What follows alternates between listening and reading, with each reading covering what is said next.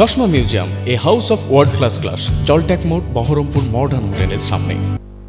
রাজনৈতিক টানাপোড়েনের অবসান ঘটিয়ে সরলপুর গ্রাম পঞ্চায়েতের প্রধান হাসিনা বিবি অনাস্থা ভোটে পদ থেকে অপসারিত হয়েছে। ২৬ সদস্যের এই পঞ্চায়েতে গত মাসের ১৩ তারিখে হাইকোর্টের নির্দেশ মেনে ১৬ জন সদস্য প্রধানের বিরুদ্ধে অনাস্থা প্রস্তাব জমা দেন।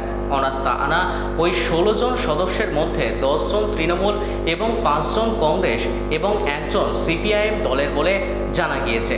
আজ আনুষ্ঠানিক অনাস্থা প্রক্রিয়ায় ওই ১৬ জন সদস্যই উপস্থিত থেকে যৌথভাবে প্রধানের বিরুদ্ধে ভোট দেন।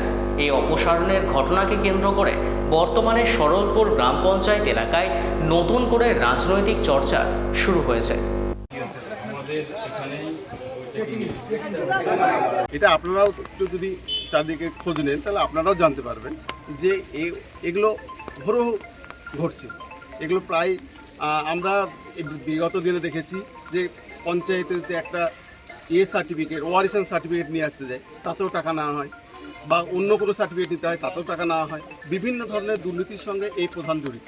তাই এই প্রধানের বিরুদ্ধে আমরা স্বচ্ছ গ্রাম পঞ্চায়েত নির্বাচনের জন্য, স্বচ্ছভাবে এই পঞ্চায়েত চালানোর জন্য আমরা অনাস্থা নিয়ে এসেছি। নতুনভাবে আমরা পুনরায় গঠন করে আমরা স্বচ্ছভাবে পঞ্চায়েত নির্বাচন ডেভেলপমেন্ট থেকে আমরা আশ্বাস পেয়েছি যে সুষ্ঠুভাবে পরিচালনা হবে, সুষ্ঠুভাবে চলবে। আপনার নাম এবং পরিচয়? আমি মোহাম্মদ ইমতিয়াজ আহমেদ, ব্লক কংগ্রেসের সাধারণ সম্পাদক।